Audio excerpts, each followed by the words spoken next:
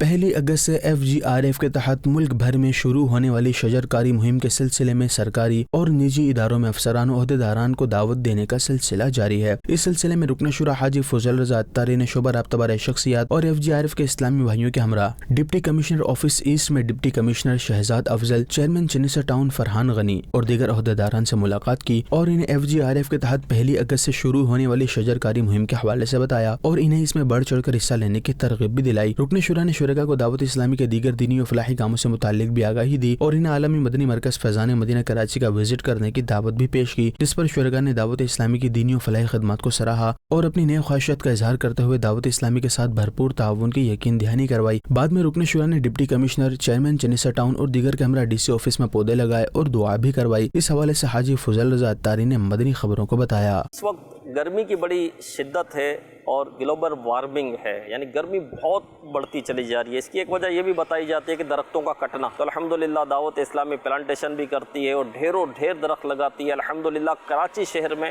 اب تک ہم 5.5 لاکھ کے آس پاس درخت لگا چکے ہیں اور الحمدللہ 1 اگست سے جو ہے ہماری درخت لگانے کی مہم چل رہی ہے۔ تو کراچی شہر کو ہرا بھرا کرنا ہے، اس کے لیے دعوت اسلامی کا ساتھ دیں۔